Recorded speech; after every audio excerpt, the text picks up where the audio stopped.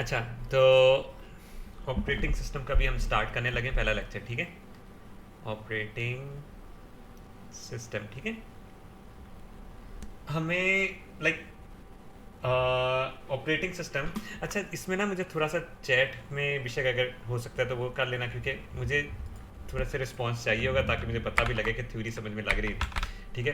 तो operating system में सबसे पहले अगर हम देखें तो हमें ये रिक्वायर्ड क्यों होता है, ठीक है, कि हमारे मोबाइलों में भी ऑपरेटिंग सिस्टम है, हमारे पीसीज में भी ऑपरेटिंग सिस्टम है। ये रिक्वायर्ड क्यों होता है इसका, लाइक बहुत लोग तो ये जवाब देंगे ना यार कि कंप्यूटर और ह्यूमन के बीच में इंटरेक्शन के लिए, ताकि हम कोई चीज़ें वगैरह यूज़ कर पाए। बट ऑपरेटिंग सिस्टम के बगैर भी ना हम कंट्रोल कर सकते हैं चीज़ों को। हमने असेंबली लैंग्वेज में देखा है कि हम कर्सर को मूव कर सकते हैं, कलर स्क्रीन के में कलर्स दे सकते हैं। तो हमें ऑपरेटिंग सिस्टम की क्यों ज़रूरत पड़ रही है? हम असेंबली लैंग्वेज की इंस्ट्रक्शंस लिख सकते हैं, सब कुछ हो सकता है, कंप्यूटर को इंस्ट्रक्शन दे के हम सब कुछ कर सकते हैं। तो हमें ऑपरेटिंग सिस्टम की क्यों ज़रूरत पड़ रही है? तो उस चीज़ को ना अभी हम देखने लगे गौर से कि क्यों ज़रूरत पड़ती है। सबसे पहले हम जाते हैं, माइक्रो प्रोसेसर बनाते हैं, ठीक है। ये हमारा आ गया माइक्रो प्रोसेसर, ठीक है। इसको ना सर, ठीक है, इसको हम ये भी कहते हैं कि कंप्यूटर का ब्रेन है बेसिकली, ठीक है। ये हर चीज़ कर सकता है। इसको हम जो इंस्ट्रक्शन देंगे ना असेंबली लैंग्वेज से, हम इसको इंस्ट्रक्शन दे रहे होते हैं यार कि माउस का कर्सर मूव करो, ये वाला प्रोग्राम खोलो, ये वाला गेम खोलो। तो पहले ऑपरेटिंग सिस्टम के बगैर चीज़ें होती थी ना, तो वो इसी तरह होती थी कि हम उसको हर चीज़, कीबोर्ड की इनपुट भी लेनी है ना, उसके लिए भी हमें इंस्ट्रक्शन देनी पड़ेगी। और जो इनपुट में की जा रही है उसको बफर करना है, उसकी भी इंस्ट्रक्शन देनी पड़ेगी। एक एक काम इतना ज़्यादा बढ़ जाएगा हमारा। अभी इस टाइम पे देखो मैं कर्सर मूव कर रहा हूँ, ठीक है, माउस से जो डिटेक्शन हो रही है वो भी, उसकी भी इंस्ट्रक्शंस जा रही हैं, जो मुझे स्क्रीन पे शो हो रहा है उसकी भी इंस्ट्रक्शन मैंने लिखी हुई है, हर चीज़ हो रही है। इतने ज़्यादा काम हो रहे हैं इस टाइम पे। बेशक मेरी पिक्चर स्टिल है, माइक, साउंड, पता नहीं क्या क्या चीज़ें हो रही हैं, ठीक है। तो वो सारा काम माइक्रो प्रोसेसर कर तो रहा है, बट इतनी इंस्ट्रक्शंस कौन कंट्रोल कर रहा है? ऑपरेटिंग सिस्टम कंट्रोल कर रहा है, ताकि यूज़र और ह्यूमन का ना, सॉरी, यूज़र और पीसी का जो इंटरेक्शन है ना वो ज़्यादा आसान हो जाए, ठीक है। और हमारे जो प्रोसेसर है, एक प्रोसेसर नहीं लगा हुआ, इसमें मल्टीपल प्रोसेसर्स लगे हैं, वो हम बाद में बात करते हैं। बट अभी देखिए यहाँ माइक्रो प्रोसेसर केपेबल होता है कि कोई भी चीज़ करने के लिए, किसी चीज़ को भी कंट्रोल करने के लिए। माइक्रो प्रोसेसर को हम कहेंगे यार माउस को कंट्रोल करो, माउस को कंट्रोल करेगा। हम कहेंगे कीबोर्ड को कंट्रोल करो, कीबोर्ड को कंट्रोल करेगा। जो चाहे हम उससे करवा सकते हैं, ठीक है। ये ब्रेन होता है कंप्यूटर का। बाद में आ जाती है रैम। लेकिन माइक्रो प्रोसेसर खुद से कोई चीज़ नहीं कर सकता, उसे इंस्ट्रक्शंस वगैरह देनी पड़ती है, ठीक है। हम इंस्ट्रक्शंस देंगे और हमारे जो प्रोग्राम्स होते हैं वो किधर पड़े होते हैं? सारे रैम में पड़े होते हैं, रैंडम एक्सेस मेमोरी में। हम जब भी ये जो मैंने ऑपरेटिंग सिस्टम भी खोला है, ये सब कुछ खोला है, ये रैम में खुला हुआ है। माइक्रो प्रोसेसर के अंदर प्रोग्राम्स नहीं यूज हो सकते, स्टोर हो सकते। उसको कंट्रोल चाहिए होगा ना कि यार ये मैं कहीं से उठा के किसी चीज़ को करूँ।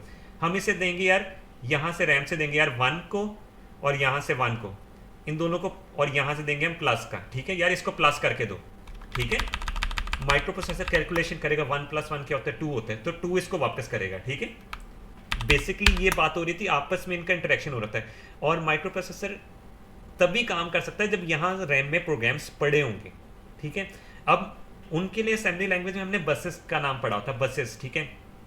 अब बसेस होती क्या? यहाँ से देखो, यहाँ से माइक्रो प्रोसेसर केपेबल होता है पॉइंट करना है ना माइक्रो प्रोसेसर ने कि किस जगह पे क्या चीज़ पड़ी है, तो उसके लिए उसे एड्रेस बस चाहिए होगी, ठीक है।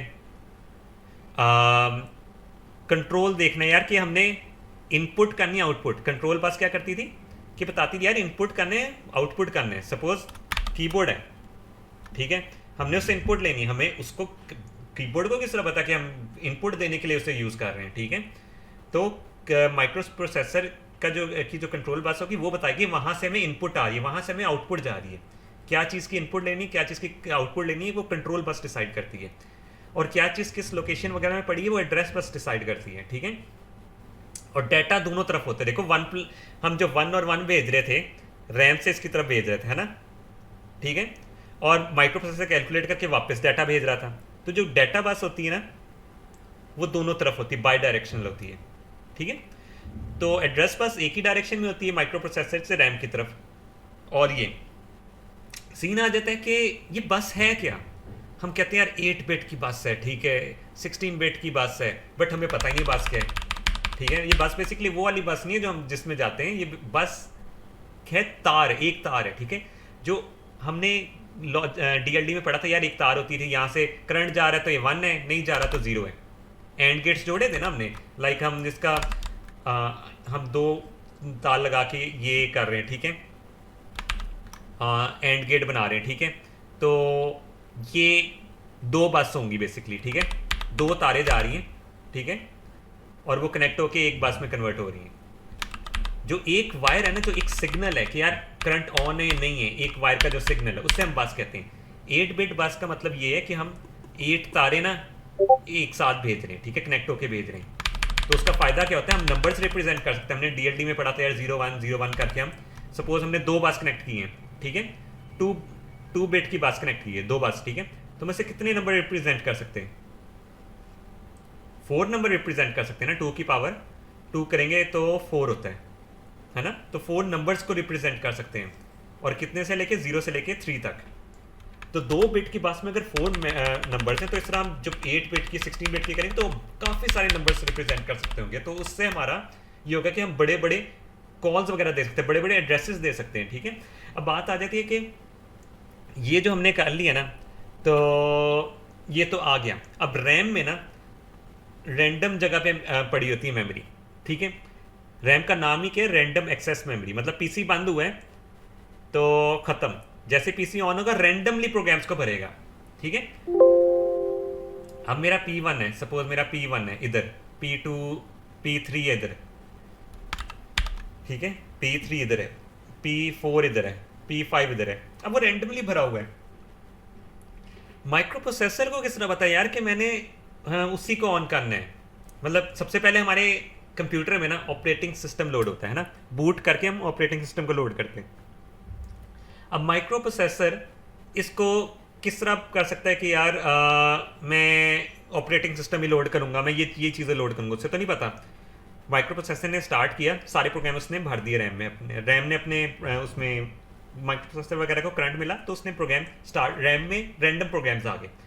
और माइक्रो प्रोसेसर तब तक काम नहीं कर सकता जब तक रैम में चीज़ें नहीं है, ठीक है, रैम में प्रोग्राम्स नहीं, क्योंकि माइक्रो प्रोसेसर ने रैम के थ्रू कनेक्ट होकर चीज़ें करनी होती हैं, ठीक है।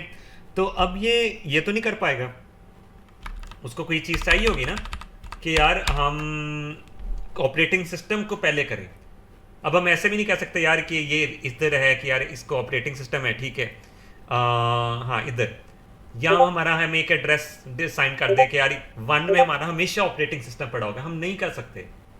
वो रैंडम एक्सेस मेमोरी में हम ये नहीं सीख सकते। हाँ, अगर हम रैम को इस तरह बनाएं कि यार चेंज ना हो, मतलब ना सेगमेंट्स उसके चेंज ना हो, ठीक है, रैम को हम इस तरह बनाएं कि उसके सेगमेंट्स चेंज ना हो, यहाँ पड़ी है, ठीक है। हमें पीसी बंद करने के बाद रैम के जो हमारे वेरिएबल्स बने हैं, कुछ भी बने, तो वो उसी जगह पे पड़े रहें, बट वो हमें बहुत कॉस्टली पड़ेंगे। मतलब जिस तरह रैम का फ़ायदा ही यही है कि वो वॉलेटाइल होती है, कि उसमें हम डाटा बहुत तेज़ तेज़ कर सकते होते हैं, ठीक है, स्पीड तेज़ होती है। अगर हम अपने रैम में ऐसे डिफाइन कर देना कि यार 0 एड्रेस में हमारा ऑपरेटिंग सिस्टम पढ़ाओ, 1 में ये पढ़ाओ, 2 में ये पढ़ाओ, 3 में ये पढ़ाओ, 4 में ये पढ़ाओ, तो उससे मसला आएगा, क्योंकि हमें जो प्रोग्राम की ज़रूरत होती है ना खुद ही घुस जाता है अंदर, ठीक है। जब उसकी नहीं ज़रूरत बाहर निकल गया, ये प्रोग्राम घुसा बाहर निकल गया, ठीक है। अगर हम उसको स्पेसिफिक कर देंगे यार कि हमें P1 इधर होना है, P2 इधर होना है, P3 इधर होना है, ठीक है, सपोज P4 ने आना है, ठीक है, एक तो वो स्पेस भी ज़्यादा लेगा। P4 वेट यार कहेगा कि यार हमने डिसाइड यहाँ किया कि जब P1 खत्म होगा तभी P4 आए, तो वो P4 वेट कर होगा, जबकि P1 प्रोग्राम चल ही नहीं रहा था, ठीक है। थोड़ा सा ये इसका लॉजिक ये बेसिकली कि स्पीड और कॉस्टली बहुत हमें पड़ेगा। हम कंप्यूटर आर्किटेक्चर नहीं पढ़ रहे, तो इस वजह से मैं इसमें ज़्यादा डिटेल में नहीं घुसूंगा, बट उसका फ़ायदा ये, रैम का फ़ायदा यही है कि रैंडम मेमोरी आती है, जिसने आना है भाई आ जाओ, जिसने नहीं आना चले जाओ, ठीक है, उसका ये सीन है। बट ये हमें कॉस्टली भी पड़ रहा है। इसका नुकसान भी ये है कि हम ऑपरेटिंग सिस्टम डायरेक्ट ऑन नहीं कर सकते। तो ऐसा हम ये करते हैं, एक और चीज़ होती है रैम के अंदर, हम एक पोर्शन में ना रोम बना लेते हैं, ठीक है। रोम में ऐसी चीज़ें पड़ी होती हैं, पीसी बंद करने से उससे कोई फ़र्क नहीं पड़ेगा। लेकिन रोम कॉस्टली होती है, तो थोड़ा सा पोर्शन है रैम का हम रोम में ले देते हैं, ठीक है। और रोम में ना, अच्छा, हर ऑपरेटिंग सिस्टम में ना कि हर माइक्रो प्रोसेसर में ना डिफरेंट एक रीसेट एड्रेस डिफाइन हुआ होता है, मैप हुआ होता है रीसेट एड्रेस, ठीक है। तो इंटेल में हुआ होता है F F F F zero. आप ये देख सकते हैं असेंबली लैंग्वेज का फिजिकल एड्रेस है, ठीक है। इसका मतलब ये होता है, अगर हम ये देखें, ये सेगमेंट एड्रेस बन जाएगा, ठीक है, और ये ऑफसेट एड्रेस बन जाएगा, ठीक है। ये कहाँ तक जा सकता है, 0x F F F F और एफ, ठीक है। जो लास्ट पोर्शन है ना, बेसिकली हम उसको रोम को दे देते होते हैं, ठीक है। यहाँ रोम डिसाइड हो जाता है, ठीक है। अब ये वाला डिसाइड हो गया, ठीक है। यहाँ अब ने ये भी याद है कि मेमोरी में ना नीचे ज़्यादा बड़ा एड्रेस जाता है, ठीक है। ये छोटा है FFF0, फिर FF1, फिर FF2, FFF3, FF4, तो ये करता करता ये पूरी जो स्पेस है ना रैम की, हमने रोम को दे दी है। इसके जो स्टार्टिंग एड्रेस है ना, हमने बेसिकली उसमें दे दिया होता है कि यार, उसमें हम दे देते हैं, एक सेकंड ना मैं वो खोल भी लूँ साथ साथ।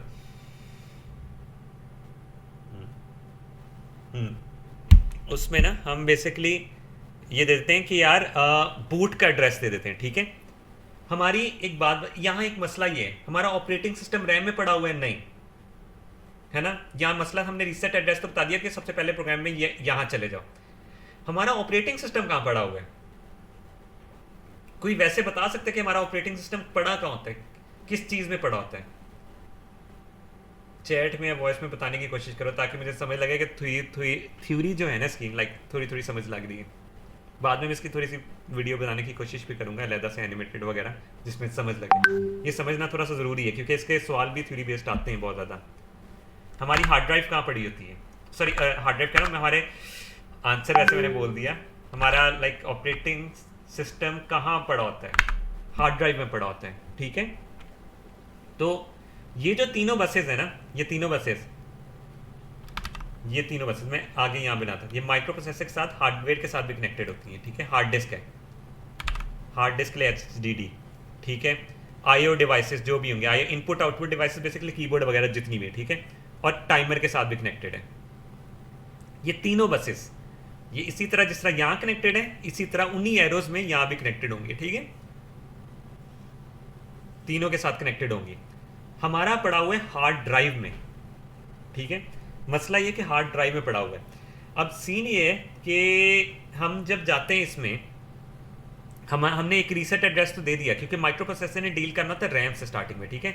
रैम से जाएगा, वो सबसे पहले FFF0 में जाएगा। ये इंटेल के प्रोसेसर में हर प्रोसेसर का ना डिफरेंट रीसेट एड्रेस हो, बट इंटेल वाले यूज़ करते हैं FFF0, ठीक है।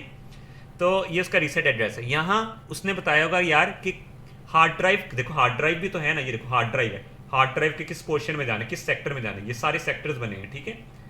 ऑपरेटिंग सिस्टम किस सेक्टर में इंस्टॉल है, ठीक है। और हार्ड ड्राइव का एक बूट ना, हार्ड ड्राइव के अंदर ना एक का जो फर्स्ट सेक्टर होता है ना, उसका एड्रेस होता है 0700 करके, ठीक है।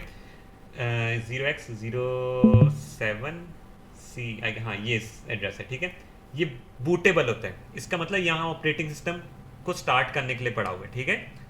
ये बूटेबल एड्रेस होगा इधर फर्स्ट सेक्टर में, ठीक है। यहाँ से हमारा ऑपरेटिंग सिस्टम स्टार्ट होगा। तो सबसे पहले माइक्रो प्रोसेसर जाएगा, एक सेकेंड मैं डिफरेंट से करता हूँ। माइक्रो प्रोसेसर जाएगा, PC ऑन हुआ है, उसने रोम में गया। रोम की चीज़ें चेंज नहीं होती, रैंडम एक्सेस मेमोरी या सारे प्रोग्राम्स लोड हो जाएंगे हमारे, जितने भी हैं वर्ड शेड वगैरह, मतलब जितनी भी चीज़ें होंगी, वर्ड नहीं, कीबोर्ड के ड्राइवर्स, माउस के ड्राइवर्स, जितनी भी चीज़ें सारी लोड हो जाएंगी, ठीक है। बट हम कंट्रोल किस तरह करेंगे? नहीं कर सकते। तो हमारा सबसे पहले जाएगा एक रीसेट एड्रेस में, ठीक है। रीसेट एड्रेस को अप्रोच किया। रीसेट एड्रेस में ना हार्ड ड्राइव का बूटेबल एड्रेस दिया होगा, ठीक है। वो बूटेबल ये होगा, क्योंकि हार्ड ड्राइव के भी तो किसी पोर्शन में ऑपरेटिंग सिस्टम पड़ा हो ना, वो उसे सिग्नल करेगा यार ये वाला बूटेबल एड्रेस है, आप जाओ इसके इस सेक्शन में जाके बूटेबल एड्रेस से ऑपरेटिंग सिस्टम को स्टार्ट कर दो। सबसे पहला प्रोग्राम जो रन होगा वो ऑपरेटिंग सिस्टम रन होगा, तो वो बूट करेगा ऑपरेटिंग सिस्टम को, ठीक है। अब ऑपरेटिंग सिस्टम रन हो चुके हैं, अब हमारे लिए काम आसान है। हमें कीबोर्ड का की ड्राइवर कीबोर्ड को ऑन करने, माउस ऑन करने, विंडो सॉरी स्क्रीन ऑन करनी है, सब कुछ ऑन करने, हमारे लिए काम आसान हो गया। बट स्टार्ट लेना मुश्किल इस वजह से था कि यार माइक्रो प्रोसेसर केपेबल है हर चीज़ करने के, बट उसे इंस्ट्रक्शन देनी पड़ती। मसला ये है, अब वो रैम में रैंडम प्रोग्राम्स पड़े हैं, अब हम इंस्ट्रक्शन कहाँ से फेच करें, नहीं हो सकता। ठीक है, हमने ऑपरेटिंग सिस्टम अपना जो लोड किया वो हार्ड ड्राइव में, तो हमें किसी तरह कनेक्ट करना पड़ना था। वो कनेक्शन इस तरह था कि माइक्रो प्रोसेसर को जब पीसी ऑन होगा तो सबसे पहले स्टार्ट होगा FF0 में रीसेट एड्रेस लोड करेगा। ठीक है, रीसेट एड्रेस में हार्ड, क्योंकि माइक्रो प्रोसेसर हर चीज़ के साथ कनेक्टेड है ना, तीनों बसेस से, तो माइक्रो प्रोसेसर के पास अगर रीसेट एड्रेस में बूटेबल एड्रेस आ गया, बूट डिवाइस का पोर्शन पता लग गया यार, बूट डिवाइस ऑपरेटिंग सिस्टम कहाँ पड़ा हुआ है, 07C00 में पड़ा हुआ है। ठीक है, जो कि हार्ड ड्राइव का पहला सेक्टर होता है। ठीक है, उसमें पड़ा हुआ है, तो वो वहाँ जाएगा, अपना कंट्रोल ट्रांसफ़र करेगा और वहाँ से ऑपरेटिंग सिस्टम को ऑन कर लेगा और हमारी ज़िंदगी आसान हो जाएगी। और ऑपरेटिंग सिस्टम का बेसिकली मकसद ही यही है कि यार यूज़र के बीच में इंटरेक्शन ज़्यादा आसान कर देना।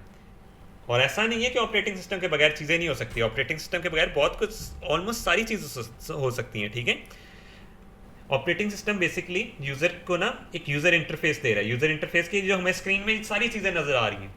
ठीक है, एक तो ये चीज़ हो रही है, और दूसरी चीज़ ये हो रही है कि यार हम जो इनपुट कर रहे हैं, प्रोग्रामर इंटरफेस भी दे रहा है। प्रोग्रामर इंटरफेस ये नहीं होता प्रोग्राम आप लिख रहे हो, प्रोग्रामर इंटरफेस ये भी होता है, यहाँ देखो मैं यहाँ माउस क्लिक किया, ये प्रोग्रामर इंटरफेस है कि इनपुट मैं दे रहा हूँ। ठीक है, मैं यहाँ लिख रहा हूँ चीज़ें, ये इनपुट दे रहा हूँ। ठीक है, ये प्रोग्रामर इंटरफेस है कि हमें स्क्रीन में करेक्टर्स डिस्प्ले, हमें क्या डिस्प्ले, हमें आइकन डिस्प्ले हो, ये चीज़, मतलब ये जो हम इनपुट दे रहे हैं सारी चीज़ें डिस्प्ले, ये इनपुट जाए, तो ये प्रोग्रामर का इंटरफेस होता है। हमें ये ऑपरेटिंग सिस्टम सारा कुछ करता है। अगर अब ऑपरेटिंग सिस्टम नहीं होगा, ठीक है, तो हमें कीबोर्ड से बफर करने के लिए इंस्ट्रक्शन लिखनी पड़ेगी। असेंबली लैंग्वेज में हमने देखा है ना कि आप माउस को कंट्रोल करना पड़ता है, आपको इंस्ट्रक्शन लिखनी पड़ती है, कितना बड़ा प्रोग्राम लिखना पड़ता है ना। तो इसी तरह हमें कीबोर्ड से इनपुट करने के लिए इंस्ट्रक्शन देनी पड़ेगी। हमें स्क्रीन में आपने वीडियो मेमोरी देखी थी, लिखा हुआ आता है सारा, हमें स्क्रीन में चीज़ें दिखाने के लिए वीडियो मेमोरी की इंस्ट्रक्शंस लिखनी पड़ेंगी।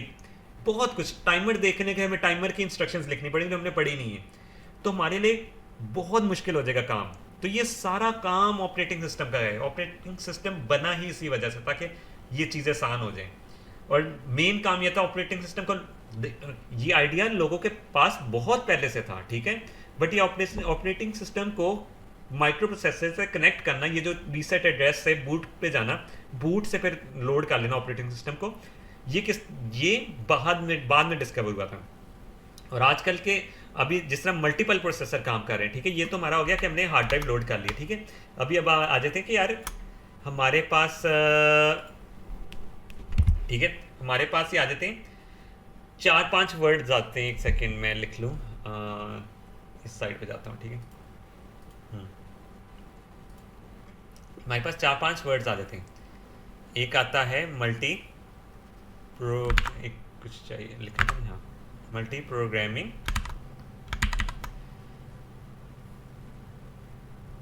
ठीक है, मल्टी टास्किंग, मल्टी प्रोसेसिंग, तीसरा चौथा आता है मल्टी थ्रेडिंग। ये भी आपको पता नहीं होगा, लेकिन इसका आइडिया भी दे दूंगा मैं आज अभी, लेकिन ये हम पढ़ेंगे मतलब थोड़ा सा ना काफ़ी चैप्टर करने के बाद पढ़ेंगे। तो ये अभी हमने पढ़ना है इनको गैस कर सकते हैं कि ये इनमें फ़र्क क्या है। मल्टी प्रोग्रामिंग क्या होता है, मल्टी टास्किंग क्या होता है, मल्टी प्रोसेसिंग क्या होता है। नाम देख के बहुत सिमिलर लग रहे हैं। एक दफ़ा छोटा सा गैस करना ताकि फिर मैं आगे चलूँ, बेशक चैट में या वॉइस में, कुछ में, किसी में भी।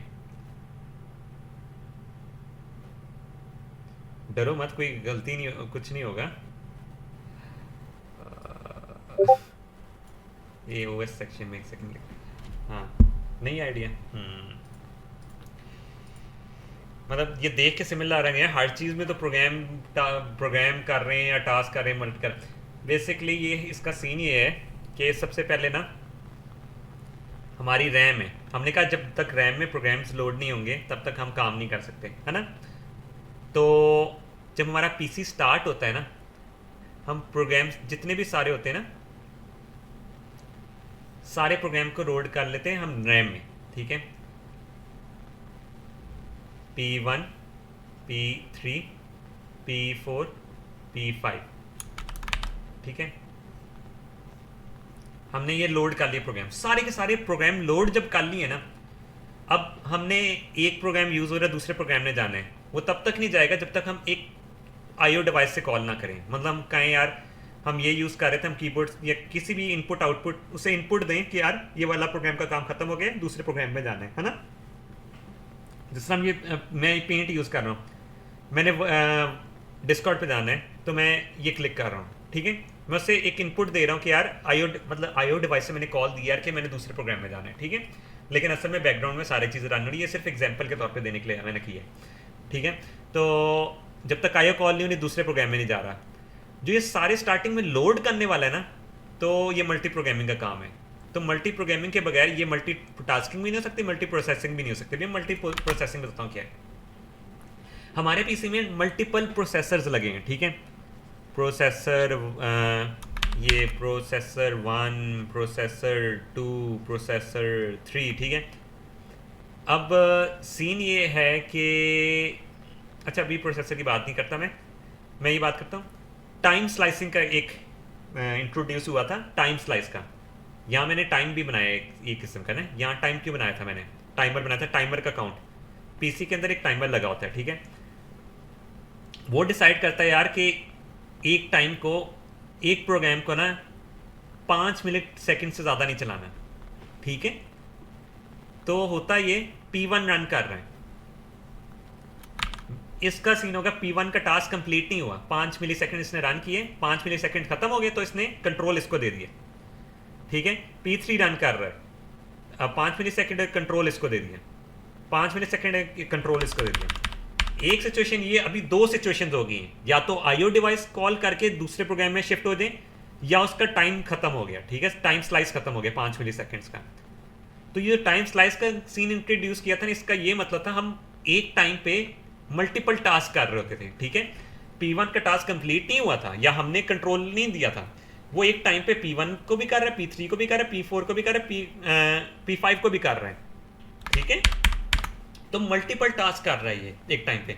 तो इससे मल्टी टास्किंग कहते हैं। मल्टीपल प्रोग्राम्स को लोड करना मल्टी प्रोग्रामिंग है। मल्टी टास्किंग है कि हम टाइम स्लाइस लगा के ना मल्टीपल टास्क कर रहे हैं, एक टाइम पे मल्टीपल टास्क कर रहे हैं, ठीक है। बेशक वो कंप्लीट नहीं हो रहे, बट एक टास्क कर रहे हैं, दूसरा टास्क कर रहे हैं, तीसरा टास्क कर रहे हैं। बट ये ट्रू पैरेलल प्रोसेसिंग नहीं है, मतलब एक ही टाइम पे 6-7 काम नहीं हो रहे। हम ये कर रहे हैं कि आधा टास्क कर रहे हैं, आधा टास्क कर रहे हैं, आधा टास्क कर रहे हैं। सपोज 4 कॉपी हैं, ठीक है।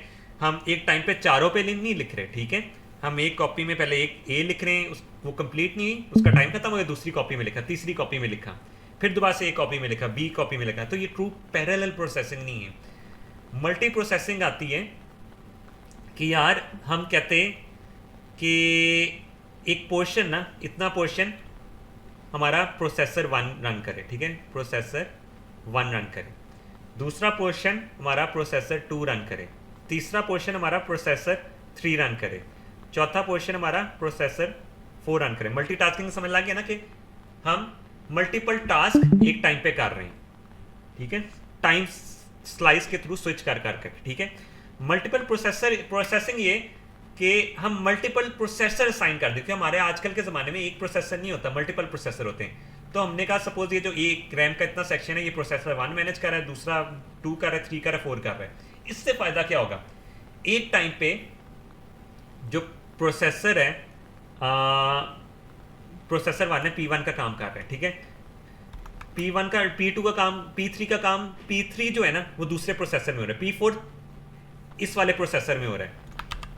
अब ट्रू पैरेलल प्रोसेसिंग हो रही है, मतलब डिफरेंट प्रोसेसर वो काम कर रहे हैं, ठीक है। अगर हम मल्टी प्रोसेसिंग ना करें तो हमारे जो मल्टीपल प्रोसेसर होते थे ना, एक ही जगह एक ही प्रोग्राम को देख रहे होते थे। अभी हमने कह दिया बेशक स्पीड स्लो हो जाए, हमने ज़्यादा प्रोसेसर तो इसलिए बनाए थे ना स्पीड तेज़ हो, बट हमें ज़्यादा स्पीड से ज़्यादा ना हमें टास्क ज़्यादा मल्टीपल चाहिए थे कि हमारे प्रोग्राम ज़्यादा चीज़ें डिफरेंट डिफरेंट हम काम कर रहे हो एक टाइम पे, है ना। क्योंकि आजकल के तो वही चाह रहा था, देखो मैं डिस्कॉर्ड पे भी बात कर रहा हूँ, पेंट पे भी काम कर रहा हूँ, माइक पे भी यूज़ कर रहा हूँ, पता नहीं क्या क्या काम कर रहा हूँ। यहाँ अगर हम कंट्रोल पैनल करके ये देखें, टास्क मैनेजर में जाकर देखें कितने प्रोसेस हो रहे हैं, ये कितनी चीज़ें हो रही हैं, ये सारी हमें करनी पड़नी थी। तो ये जो सारा काम हो रहा है ना पीछे पीछे डिफरेंट डिफरेंट प्रोसेसर पे हो रहा है, हमारे जितने प्रोसेसर होंगे उनमें काम डिवाइड हो जाता है। तो जो मल्टीपल प्रोसेसिंग का मल्टीपल हम पोर्शंस में डिवाइड कर लेते हैं ना, ये वाला प्रोसेसर ये करेगा, वो मल्टी प्रोसेसिंग है। दोबारा से रिपीट करता हूँ, मल्टीपल प्रोग्रामिंग ये कि मल्टीपल प्रोग्राम्स आप लोड कर लेना। अब इन इसके बगैर ना मल्टीटास्किंग हो सकती है ना मल्टी प्रोसेसिंग हो सकती है, ठीक है। मल्टीटास्किंग क्या होती है कि हम हाँ एक टास्क कर रहे हैं ना, उसको एक 5 मिली सेकेंड ज़्यादा लिमिट वो ना हो, वरना तो ये तो सपोज इसके अंदर फॉर लूप लग जाता है। मैं एक प्रोग्राम बना रहा था C++ का, ठीक है, फॉर लूप लगाया, मैंने लिख दिया, सॉरी वाइल लूप लगाया, ठीक है, -1 कर दिया। अब ये प्रोग्राम तो कभी ख़त्म ही नहीं होगा, ठीक है, सेमीकोलन डाल दिया।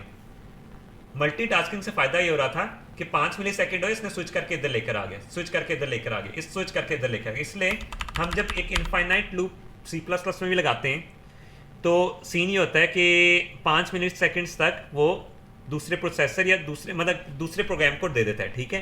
तो नॉट रिस्पॉन्डिंग आ जाता है, हम कंट्रोलर पैनल से खोल के एंड टास्क कर देते हैं। अगर सपोज हमने मल्टीटास्किंग वाला सीन ना किया होता तो तुम्हारा जब वो प्रोसेस हो रहा था, हम कह रहे थे ये प्रोग्राम जब चल रहा है तो दूसरे प्रोग्राम ना छेड़ें उसे, तो वो तो वहीं फंस जाता, तो हमें मसला आता है। इसलिए मल्टीटास्किंग फ़ायदेमंद रहती है इस तरह की चीज़ों के लिए, ठीक है।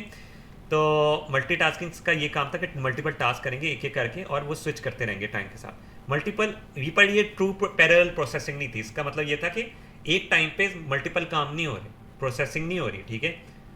वो हमें नज़र आ रही है चीज़ें, मतलब हमें स्क्रीन में बड़ा नज़र आ रहा होगा यार कि म्यूज़िक भी चल रहा है वो भी चल रहा है, पर म्यूज़िक थोड़ा सा प्ले होता था 0.5 सेकंड के साथ, बाद में वो जल्दी जल्दी काम करता था यार कि वीडियो भी साथ साथ प्ले हो, बाद में दोबारा स्विच कर लेगा कि कोई और काम हो। 5 मिली सेकंड इतना छोटा है कि हमें नज़र नहीं आ रही होती चीज़ें क्या हो रही हैं। But multiple processing to parallel processing, ये डिफरेंट डिफरेंट प्रोसेसर ना डिफरेंट डिफरेंट काम कर रहे हैं। तो आजकल के टाइम पे ये है।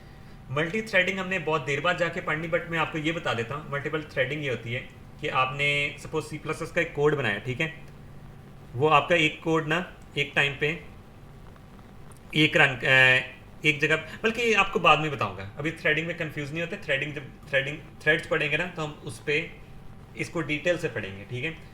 तो आपका ये होना चाहिए कि स्टार्टिंग में यार कि पीसी ऑन किस तरह, मतलब पीसी स्टार्ट किस, ऑपरेटिंग सिस्टम स्टार्ट किस तरह होता है। और दूसरी चीज़ ये थी कि इन तीनों में डिफरेंस, मल्टी प्रोग्रामिंग, मल्टीटास्किंग और मल्टी प्रोसेसिंग, नाम मिलते जुलते हैं तो बहुत कंफ्यूज होते हैं, ठीक है। कल से फिर हम इसको और डिटेल से पढ़ेंगे। सिक्योरिटी का पढ़ेंगे, सिक्योरिटी के बाद हम प्रोग्रामिंग पे आ जाएंगे जो कि सी लैंग्वेज में होगी और लिनक्स में होगी।